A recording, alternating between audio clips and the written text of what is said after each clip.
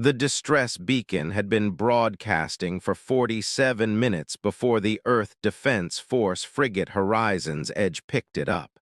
Captain Sarah Mitchell was 3 hours into what should have been a routine patrol along the outer rim when the emergency frequency crackled to life, carrying a message that made her blood run cold. "This is Transport Vessel Mother's Hope. Under attack. Kravar raiders. Passengers. Children. Please anyone." The transmission dissolved into static, then cut off entirely. "Commander, get me a fix on that signal," Sarah ordered, already plotting vectors in her head. "Navigation, best speed to intercept. Weapons, battle stations." "Captain," her XO, Lieutenant Chen, said carefully, "that's in neutral space. If we engage Kravar raiders without provocation, we could trigger a diplomatic incident." "They're attacking a transport with children on board," Sarah replied flatly. "That's all the provocation I need. Helm, engage." The Horizon's Edge dropped out of conventional space 14 minutes later, emerging into a scene of devastation. The transport ship Mother's Hope was dead in space, its hull breached in multiple places, atmosphere venting in frozen plumes.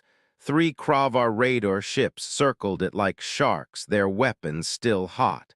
"Captain, I'm reading life signs on the transport," Chen reported.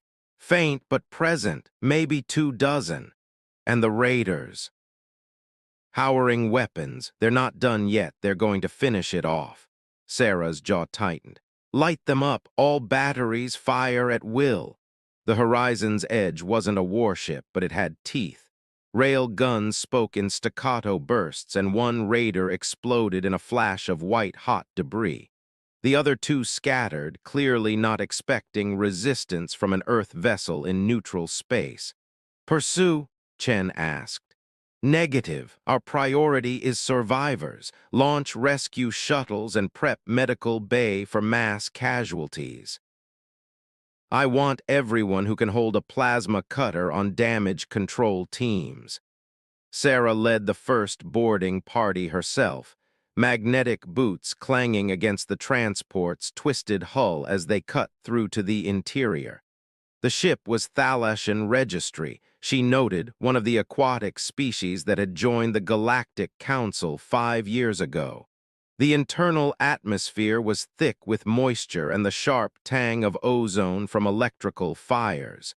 "Spread out," she ordered. "Life signs are coming from the aft section. And people, be careful. These ships are designed for Thalashan physiology. The gravity and atmosphere might be disorienting." The transport's corridors were a nightmare. Bodies floated in the zero gravity, Thalashan adults with navy blue and deep green skin, their blonde and silver hair drifting like seaweed. Sarah forced herself to focus on the mission, to push past the horror and find the survivors. The life signs were coming from what looked like a reinforced safe room near the ship's core. The door was sealed, and Sarah could see scorch marks where the Kravar had tried to burn through before the Horizon's Edge arrived. "Get this door open," she commanded. It took 8 minutes of careful cutting. When the door finally swung open, Sarah found herself looking into a scene that would haunt her forever. The safe room was packed with Thalashan females, perhaps 15 of them, all injured to varying degrees. But what made Sarah's heart stop were the infants, dozens of them wrapped in emergency thermal blankets, their tiny bodies so still she thought for a terrible moment they were dead. Then one of the Thalashan women looked up, her violet eyes meeting Sarah's, and spoke in heavily accented English. "Please, the children, we tried. But there is not enough. Not enough warmth." Sarah understood immediately. Thalashans were adapted to warm, humid environments. The transport's life support had failed and the temperature had dropped to near freezing. The adults could survive it barely, but the infants. How long? Sarah asked. 2 hours, the woman whispered. Maybe less. They are going cold. When they go cold, they die. Sarah keyed her calm. Medical emergency. I need all personnel with functioning body heat to the transport immediately. We have hypothermic infants, dozens of them. Move. The next hour was chaos. Sarah's crew poured into the safe room, and she watched as hard-bitten space veterans transformed into makeshift incubators. Ensign Rodriguez, a tough-as-nails weapons officer, unbuttoned her jacket and tucked 2 Thalashan infants against her chest, her own body heat radiating into their cooling flesh. Chief Engineer Nakamura did the same, his massive frame cradling 3 of the smallest babies. Skin-to-skin contact, Dr. Ayana, the ship's medical officer, instructed as she coordinated the rescue. Humans run hot compared to most species. Your body temperature is around 37 Celsius, perfect for warming them slowly. Don't heat them too fast or you'll shock their systems. Just hold them close and let your body do the work. Sarah found herself with 2 infants pressed against her own chest, their skin ice-cold and tinged with blue. They were so small, so fragile, with delicate features and tiny webbed fingers. She could feel their heartbeats, faint, irregular, stuttering. "Come on," she whispered. "Come on, little ones. You're safe now. You're going to be okay." Around her, the safe room had transformed into something surreal. Human crew members sat with their backs against the walls, their uniforms open, holding Thalashan babies against their skin. Some were crying openly. Others were singing soft lullabies or humming or just whispering reassurances in languages the infants couldn't possibly understand. Dr. Ayana moved from person to person, checking vital signs, administering carefully measured doses of metabolic stimulants, monitoring the infant's slow return to healthy temperature ranges. "This one's responding," Ensign Rodriguez reported, her voice thick with emotion. "I can feel her warming up." "Same here," Nakamura rumbled. "These 2 are getting pinker." Sarah looked down at the babies in her own arms. Their skin was starting to show healthier coloration, shifting from blue tinged to a more natural navy. One of them stirred, making a soft, mewling sound that was the most beautiful thing Sarah had ever heard. "That's it," she murmured. "That's it, sweetheart. Welcome back." The Thalashan woman who'd first spoken to Sarah, she later learned her name was Kelara, watched the scene with tears streaming down her face. "You are saving them. How are you so warm?" "Human baseline temperature," Dr. Ayana explained. "We're warm-blooded and we run hot. It's usually a disadvantage in space, but today," she smiled. "Today it's exactly what your children needed." "My children," Kelara whispered. "All of them, the entire evacuation nursery. When the Kravar attacked, we managed to get them to the safe room, but the temperature. We tried to keep them warm with our own bodies, but we are not built for cold. We felt them slipping away, and we could do nothing but watch them die." "They're not dying," Sarah said firmly. "Look at them. They're fighting. And we're going to make sure that fight was worth it." The evacuation took 3 hours.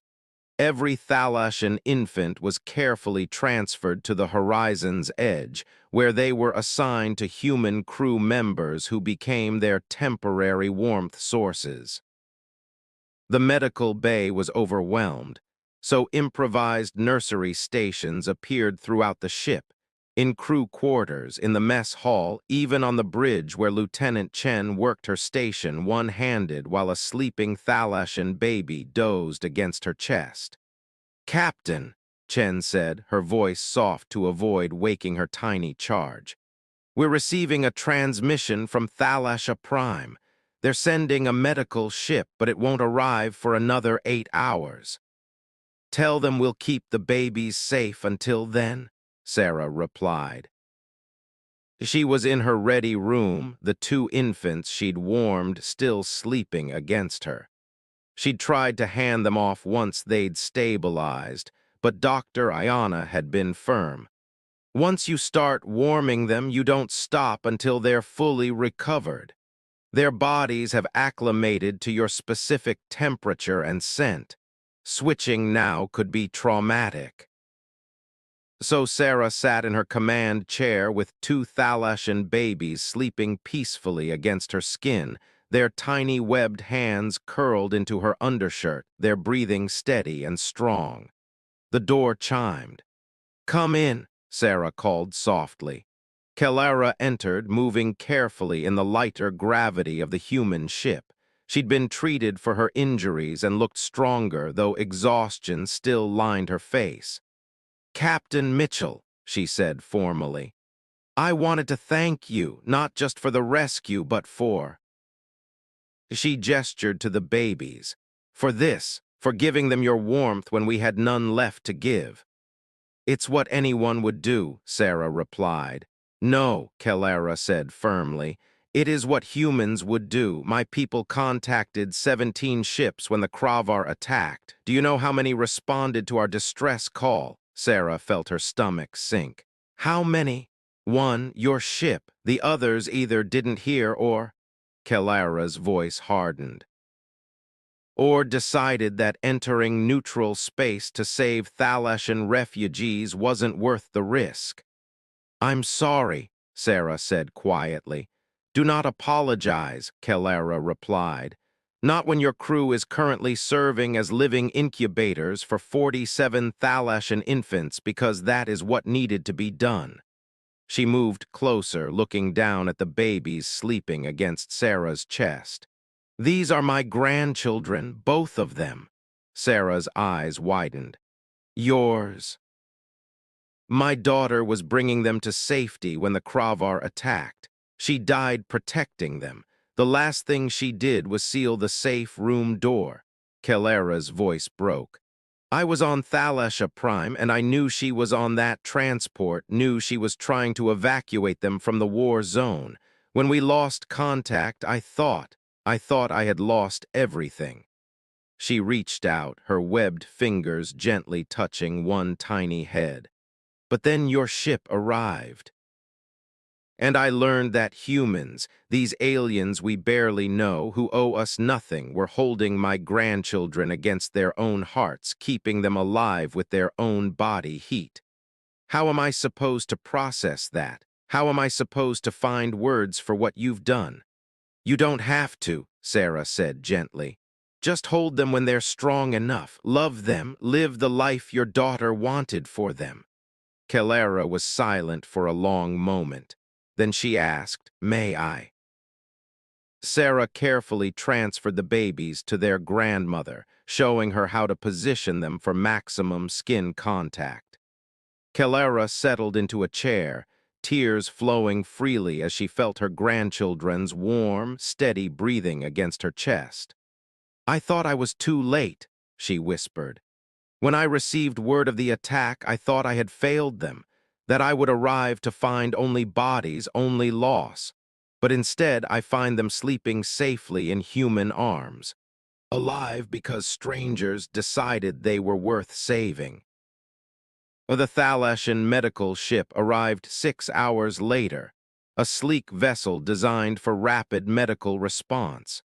But even after it docked with the Horizon's Edge, the transfer process took time.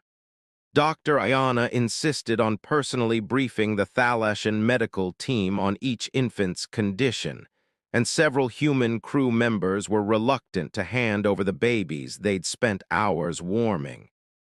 "I know it's silly," Ensign Rodriguez said, carefully placing her 2 charges in a specialized thermal crib. "I only held them for a few hours, but I feel like I should make sure they're okay, like I'm responsible for them now." That's not silly, the Thalashan doctor assured her. You bonded with them. What you did, sharing your warmth, your presence, that creates connection. They will remember you, perhaps not consciously, but some part of them will always carry the memory of safety, of being held, of human warmth, saving their lives. On the horizon's edge's bridge, Sarah watched the last of the infants being transferred. Each one was healthy now, their color good, their vital signs strong. A few were even awake, their large violet eyes blinking curiously at their new surroundings. Captain, Chen said quietly, the Thalashan government is requesting permission to come aboard. Queen Liara herself wants to meet you. Sarah blinked. The Queen here? Apparently, she was already en route when she heard about the rescue. She insists on thanking you personally. 10 minutes later, Sarah stood in the shuttle bay as Queen Liara of Thalasha descended the ramp. She was striking, deep navy skin and golden blonde hair arranged in intricate braids, her violet eyes sharp with intelligence.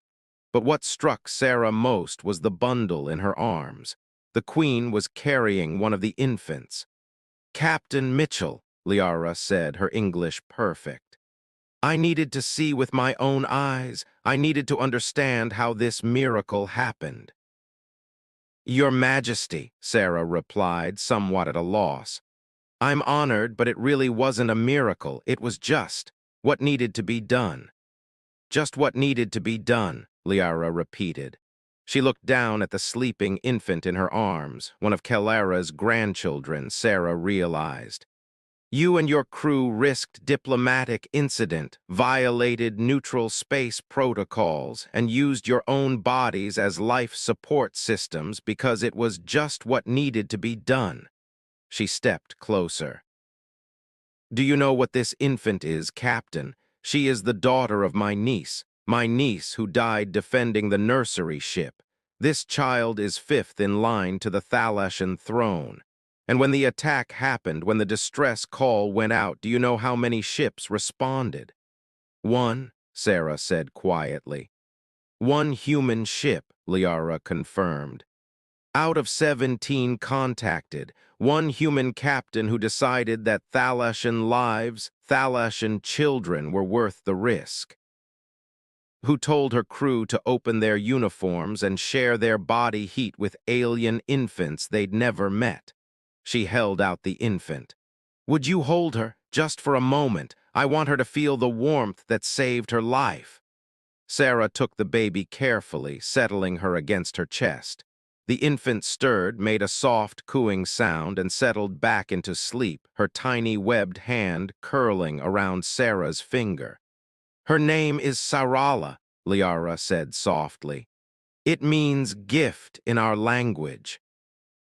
I named her that this morning after learning that she survived. And I gave her a second name, Sarahala, after the human captain who refused to leave her to die. Sarah felt tears prick her eyes. Your Majesty, Let me finish, Liara interrupted gently. For years, my people have watched the galactic community with uncertainty. We've wondered if we truly belong, if we would be accepted, if anyone would stand with us when things got difficult. Today, we learned the answer. She gestured around the shuttle bay where Sarah's crew had gathered. 47 infants survived because 47 humans decided that body heat was more important than regulations. Because your species looks at a freezing child and thinks, I can fix that, rather than that's not my problem. The Thalashan people will never forget this, Captain Mitchell. We will teach our children about the day we thought all was lost, but the humans came anyway. We will tell them about the crew of the Horizon's Edge who turned their ship into a nursery and their bodies into warmth because that was what needed to be done.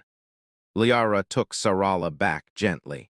You gave us back our future today, 47 futures, including my own family's future. There are no words in any language sufficient to express that gratitude. Sarah found her voice. Your Majesty, we just did what anyone should do. But you were the only ones who did it, Liara replied. That's the difference. That's why this matters. The galaxy is full of species who might help, who could help, who should help. But when it mattered most, when 47 babies were dying in the cold, only humans actually helped. She placed her free hand over her heart in the Thalashan gesture of deepest respect. Thank you, Captain. Thank you for teaching us that humanity is more than just another species in the galaxy. Thank you for showing us what it means to act when others only think about acting. 3 weeks later, Sarah received a data packet from Thalasha Prime. It contained 47 video messages, one from each family whose child had been saved. She watched them all, saw Thalashan parents holding healthy, thriving infants, saw grandmothers like Kelara with tears of joy streaming down their faces, saw children playing and laughing who would have been corpses floating in space if not for a human crew's warmth. The last video was from Queen Liara herself, holding little Sarala, who was now awake and alert, her violet eyes bright with curiosity. Captain Mitchell, the Queen said, I wanted you to see her thriving. I wanted you to know that the warmth you gave her has grown into a life full of possibility. She will grow up knowing that a human stranger held her when she was dying, that human warmth brought her back from the edge, and she will carry that knowledge with her always. Liara smiled. The Thalashan Council has voted unanimously to enter a formal alliance with Earth, not because of trade interests or military strategy, but because when we needed help, when our children were dying, only one species answered. We choose to stand with those who stood with us. She adjusted Sarala in her arms. My niece's daughter will never know her mother, but she will grow up knowing that when the darkness came, humans arrived with warmth and light. She will know that sometimes the greatest acts of heroism are also the simplest, opening your jacket and sharing your body heat with a dying child. The video ended with Sarala reaching up with her tiny webbed hand, grasping at the camera, full of life and promise and future. Sarah sat in her ready room for a long time after the videos ended, thinking about 47 infants sleeping safely in human arms, about a species' future saved by something as simple as body heat, about the moment when doing what was right mattered more than following regulations. Her comm chimed. Captain, Lieutenant Chen's voice came through. We're receiving another distress call. Different sector, different crisis. What are your orders? Sarah smiled. Plot intercept course, Commander. Best possible speed. Acknowledged. Chen out. Sarah stood, straightening her uniform. Somewhere in the galaxy, 47 Thalashan children were growing up healthy and safe. Somewhere a species had learned that humanity kept its promises and valued all life, not just human life. And somewhere in the cold reaches of space, someone else needed help. The horizon's edge was already moving to answer, because that was what needed to be done, and for humanity that would always be enough.